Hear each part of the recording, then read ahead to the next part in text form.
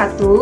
Halo, perkenalkan kami dari kelompok 10 akan menjelaskan mengenai laporan keuangan sektor publik dengan beranggotakan saya sebagai moderator bernama Amelia Ramadhani dan rekan saya Reni Rahmawati, serta rekan saya yang satu lagi yaitu Tasya Hoirunisa.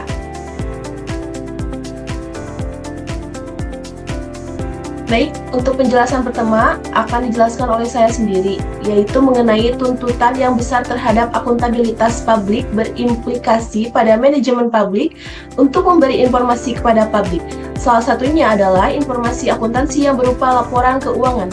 Sektor publik merupakan organisasi yang kompleks dan heterogen, yang menyebabkan kebutuhan informasi untuk perencanaan dan pengendalian manajemen lebih bervariasi. Tidak sebatas informasi finansial saja, tetapi juga informasi non-finansial. Baik, untuk selanjutnya yaitu mengenai Langen Denver tahun 1973 dalam Glynn JJ 1973 menyatakan bahwa akuntansi secara normatif memiliki 3 aspek, yaitu yang pertama, sifat informasi yang diberikan, yang kedua, pihak yang menerima atau memakai informasi, yang ketiga, tujuan informasi diberikan. Organisasi sektor publik dituntut untuk membuat laporan keuangan eksternal yang meliputi pertama, laporan realisasi anggaran, yang kedua, laporan arus kas, neraca, dan catatan atas laporan keuangan. Beberapa alasan pembuatan laporan keuangan dari sisi internal, alat pengendalian dan evaluasi kinerja manajerial dan organisasi. Dari sisi eksternal, mekanisme bertanggungjawaban dan sebagai dasar dalam pengambilan keputusan, serta tujuan informasi diberikan. Baik, untuk selanjutnya yaitu mengenai tujuan dan fungsi laporan keuangan sektor publik. Yang pertama ada kepatuhan dan pengelolaan, atau bisa disebut compliance dan stewardship. Yang kedua, akuntabilitas dan pelaporan retrospektif. Yang ketiga, perencanaan dan informasi otorisasi. Yang keempat, kelangsungan organisasi. Yang kelima, hubungan masyarakat. Dan yang keenam, sumber fakta dan gambaran.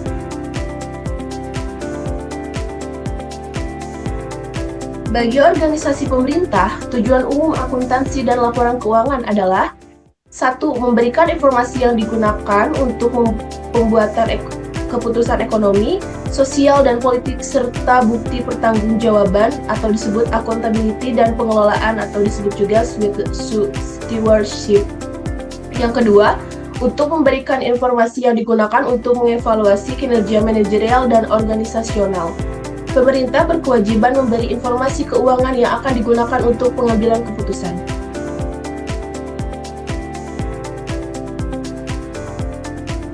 Laporan keuangan untuk mendukung pembuatan keputusan ekonomi, sosial, dan politik tersebut meliputi informasi yang digunakan untuk pertama, membandingkan kinerja keuangan aktual dengan yang dianggarkan, yang kedua, menilai kondisi keuangan dan hasil-hasil operasi, yang ketiga, membantu menentukan tingkat kepatuhan terhadap peraturan perundangan yang terkait dengan masalah keuangan dan ketentuan lainnya. Yang keempat, membantu dalam mengevaluasi efisien dan efektivitas. Laporan keuangan sebagai sumber informasi finansial memiliki pengaruh yang sangat besar terhadap kualitas keputusan yang dihasilkan. Tujuan akuntansi dan pelaporan keuangan organisasi pemerintah, yang pertama memberikan informasi keuangan untuk menentukan dan memprediksi aliran kas, saldo neraca, dan kebutuhan sumber daya finansial jangka pendek unit pemerintah. Yang selanjutnya memberikan informasi keuangan untuk menentukan dan memprediksi kondisi ekonomi suatu unit pemerintah dan perubahan-perubahan yang terjadi di dalamnya. Untuk selanjutnya, laporan memberikan informasi keuangan untuk memonitor kinerja, kesesuaiannya dengan peraturan perundang-undangan, kontrak yang telah disepakati, dan ketentuan lain yang disyaratkan.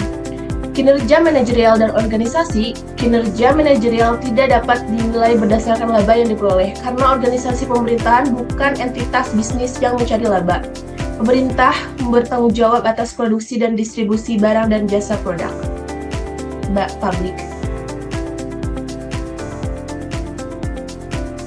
Untuk selanjutnya yaitu mengenai tujuan laporan keuangan menurut SFAC nomor 4. Tujuan laporan keuangan organisasi nirlaba menurut Statement of Financial Accounting Concept nomor 4 yaitu bermanfaat bagi penyusunan keputusan yang rasional untuk menilai pelayanan, menilai kinerja manajer organisasi, memberi informasi tentang sumber daya ekonomi, kewajiban dan kekayaan, informasi kinerja selama satu periode, selanjutnya informasi cara memperoleh dan membelanjakan kas, dan memberi penjelasan dan interpretasi. Selanjutnya akan dijelaskan oleh rekan saya yang bernama Redi. Jelaskan mengenai pemakai laporan keuangan sektor publik dan kepentingannya. Drebin et al. 1981 mengidentifikasi terdapat 10 kelompok pemakai laporan keuangan. 1. Pembayar pajak, taxpayer. 2. Pemberi dana bantuan atau grantors. 3. Investor. 4. Pengguna jasa free paying service recipients. 5. Karyawan atau pegawai. 6. Pemasok atau vendor.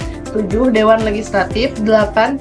Manajemen. 9. Pemilih atau voter. 10. Badan pengawas.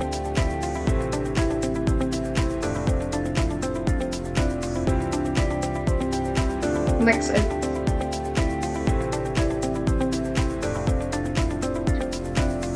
Anthony mengklasifikasikan pemakai laporan keuangan sektor publik menjadi 5 kelompok, yaitu yang pertama, lembaga pemerintah atau governing bodies, kedua, investor dan kreditor, ketiga, pemberi sumber daya, research providers, 4, badan pengawas atau oversight bodies, yang kelima ada konstituen. Kemudian, Hanley et al. 1992 mengklasifikasikan pemakai laporan keuangan sektor publik menjadi 12 kelompok, yaitu 1. Anggota terpilih atau elected member, 2. Masyarakat sebagai pemilih dan atau pembayar pajak, 3. Pelanggan atau klien, 4. Karyawan atau pegawai, 5. Pelanggan dan pemasok, 6. Pemerintah, 7. Pesaing, 8. Regulator, 9. Pemberi pinjaman, 10. Donor dan sponsor, anggota terpilih atau selected member, 11. Investor atau partner pembisnis, 12. Kelompok penekan lainnya. Kemudian, Borgonovi 1992 dan Anesi Pesina 1997 mengklasifikasikan pemakai laporan keuangan sektor publik menjadi 11 kelompok, yaitu 1. Masyarakat pengguna jasa publik, 2. Masyarakat pembayar pajak, 3. Perusahaan dan organisasi sosial ekonomi yang menggunakan pelayanan publik sebagai input atas aktivitas organisasi, 4. Bank dan masyarakat sebagai kreditor pemerintah, 5. Badan-badan internasional seperti Bank Dunia, 6. Investor asing, 7. Generasi yang akan datang, 8. Lembaga negara, 9. Kelompok politik atau partai politik, 10. Manajer publik seperti gubernur, bupati, direktur, BUMN, dan BUMD, 11. Pegawai pemerintah. Kemudian ada Serikat Dagang Sektor Publik mengidentifikasikan pemakai laporan pemerintah menjadi 3 kelompok besar, yaitu pertama, masyarakat yang kepadanya pemerintah bertanggung jawab, 2. Legislatif dan badan pengawas yang secara langsung mewakili rakyat, 3. Investor dan kreditor yang memberi pinjaman dan atau berpartisipasi dalam proses memberi pinjaman.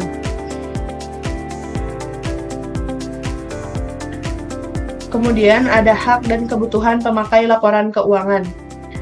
Pada dasar masyarakat atau publik memiliki hak dasar terhadap pemerintah, yaitu yang pertama, hak untuk mengetahui, right to know, yaitu mengetahui kebijakan pemerintah, mengetahui keputusan yang diambil pemerintah, mengetahui alasan dilakukannya suatu kebijakan dan keputusan tertentu. Yang kedua, ada hak untuk didengar aspirasinya, right to be heard and to be listened to. Yang ketiga, ada hak untuk diberi informasi, right to be informed, yang meliputi hak untuk diberi penjelasan secara terbuka atas permasalahan-permasalahan tertentu yang menjadi perdebatan publik. Laporan keuangan pemerintah disediakan untuk memberi informasi kepada berbagai kelompok pemakai general purpose meskipun setiap kelompok pemakai memiliki kebutuhan informasi yang berbeda-beda.